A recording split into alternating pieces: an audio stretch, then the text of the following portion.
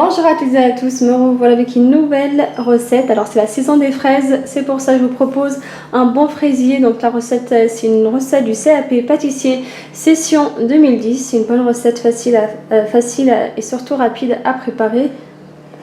Donc on voit les fraises à l'intérieur, les deux génoises. Pour la décoration, j'ai fait quelque chose d'assez simple, quelques pistaches et une fraise sur le dessus. Un bon gâteau à préparer pour faire plaisir à toute la famille. Je vais d'abord commencer par vous présenter les ingrédients et ensuite je passe à la préparation. J'ai 500 g de lait, j'ai 2 fois 110 g de beurre mou, soit un total de 220 g. Il faudra bien le sortir le plus tôt possible de votre frigo. 50 g de maïzena, de la vanille, 80 g de joint d'œuf, soit 4 à 5 joints d'œuf, et 2 fois 75 g de sucre, soit un total de 150 g de sucre.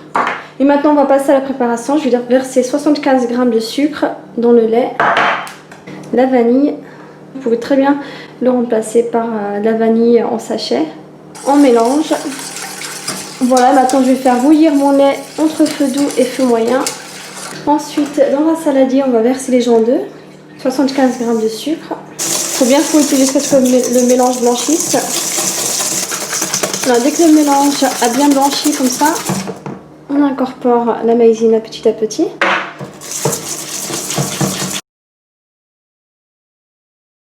Alors dès que le lait est bien chaud, on le verse petit à petit dans la préparation et on mélange. On va le faire en plusieurs fois.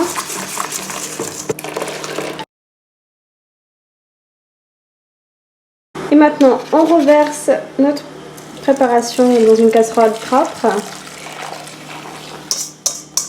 Alors on remet la casserole entre feu doux et feu moyen et on continue de bien mélanger sans s'arrêter jusqu'à ce que la crème s'épaississe et se détache des parois de la casserole. Donc là j'ai mis la cuisinière sur feu moyen. Pour avoir une crème légère, vous pouvez très bien mettre la cuisinière sur feu vif. Par contre, il faudra bien mélanger assez rapidement pour pas que la crème brûle. Donc là, ma crème est bien épaisse, elle se détache. Donc j'arrête la cuisson, il faut la verser dans un saladier. Il faut le faire assez rapidement parce qu'il faut incorporer ensuite le beurre. Et tant que la crème est encore chaude, on va incorporer le beurre petit à petit. Il faut bien mélanger, juste la moitié bien sûr, juste les 110 g.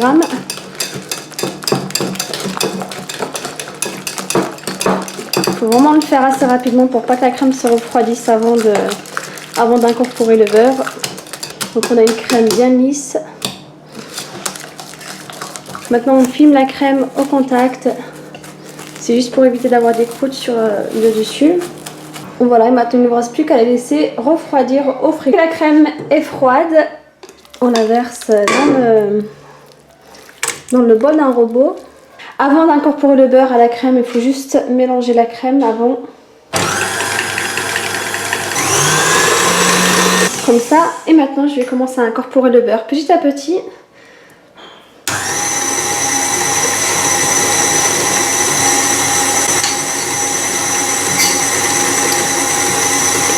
Bien sûr, n'hésitez pas à augmenter la vitesse de votre robot de temps en temps.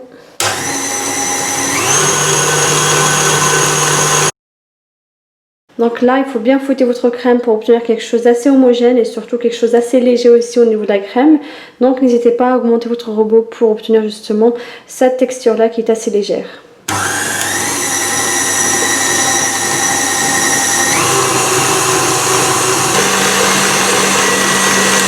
Donc voilà ma crème après l'avoir bien fouettée environ 4 à 5 minutes.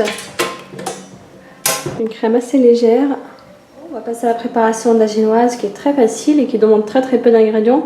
Donc là j'ai 150 g d'œufs, soit environ 3 œufs, 90 g de sucre, 20 g de maïzena et 75 g de farine. Donc là j'ai type 55, c'est juste pour information. Pour la préparation, on va d'abord commencer par passer au tamis la farine avec la maïzena. Très important pour bien incorporer la farine plus facilement et éviter d'avoir des grumeaux dans la pâte. Dans un saladier, on verse les œufs, le sucre. Vous pouvez aussi mettre de la vanille si vous voulez. Ensuite, on fouette jusqu'à ce que le mélange double de volume.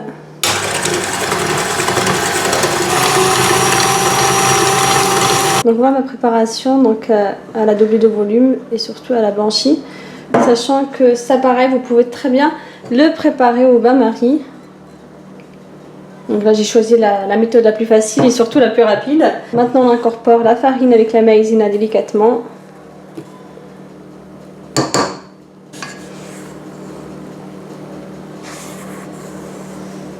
Il faut vraiment y aller délicatement pour pas que votre mélange retombe.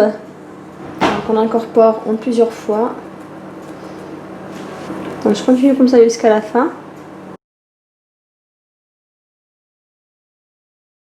Voilà ma pâte après avoir incorporé la farine avec la maïzena.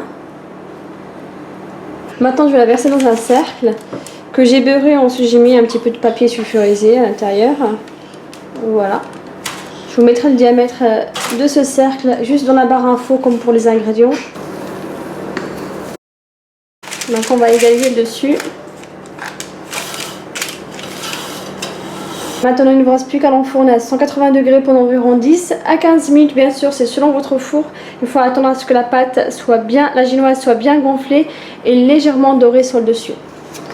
Voilà, la génoise est prête. Donc je vais la laisser refroidir un petit moment. Donc on peut voir qu'elle a bien gonflé et légèrement dorée sur le dessus. Donc on la laisse refroidir un petit moment et on passera à l'étape suivante. Pour la préparation du sirop, il vous faut 150 g de sucre, 115 g d'eau et un sachet de sucre vanillé qu'il faudra verser à l'intérieur avec les 115 g d'eau.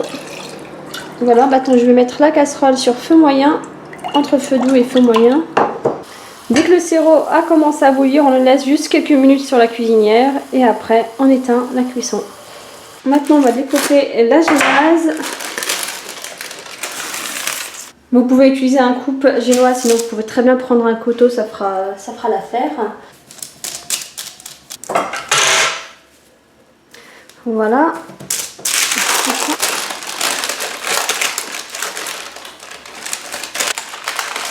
Maintenant on va passer au montage du gâteau. Donc on va imbiber la génoise de sirop.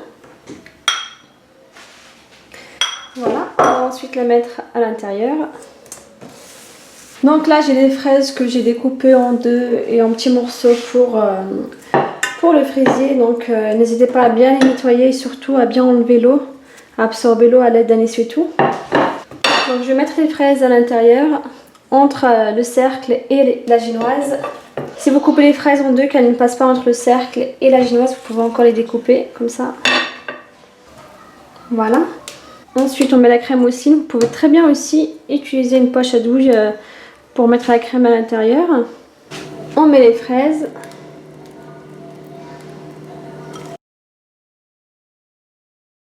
Donc on appuie un peu dessus pour les faire rentrer.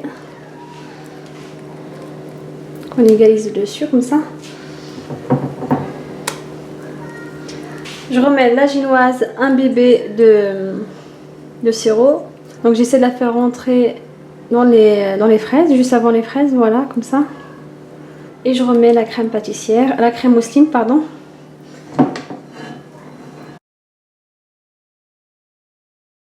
Donc on appuie bien pour que la crème rentre dans les fraises, entre les fraises, pour pas avoir de vide. Il faut bien égaliser le dessus. Il ne vous reste plus qu'à remettre le gâteau au frigo minimum 2 heures, 3 heures. En tout cas, il faut le laisser le plus longtemps possible pour avoir quelque chose de bien frais avant de passer à la décoration. Il est prêt, donc il a passé environ 3 heures au frigo, sachant que je vais le remettre encore au frigo parce que c'est un gâteau qui est prévu pour ce soir. Donc c'est pour ça que je vais juste vous le montrer avant de le remettre au frigo. Pour la décoration, j'ai fait quelque chose d'assez simple. Quelques pistaches, une fraise sur le dessus, vraiment quelque chose d'assez simple et de rapide. Et pour enlever le cercle, c'est très simple, il suffit de passer le couteau entre la crème et le cercle pour pouvoir l'enlever délicatement. Je coupe juste une part pour vous montrer l'intérieur. En tout cas, la recette est vraiment très facile. Je vous conseille vraiment de le refaire chez vous. Voilà l'intérieur du gâteau, donc on voit les fraises, etc., la crème. Voilà, j'espère que la recette vous a plu. N'hésitez pas à la refaire chez vous. Comme d'habitude, si vous avez des questions au niveau de la préparation, vous pouvez très bien me les poster sur ma chaîne YouTube. Je vous répondrai avec grand plaisir. N'hésitez pas à vous abonner, à liker et à partager. À très bientôt. Ciao, ciao.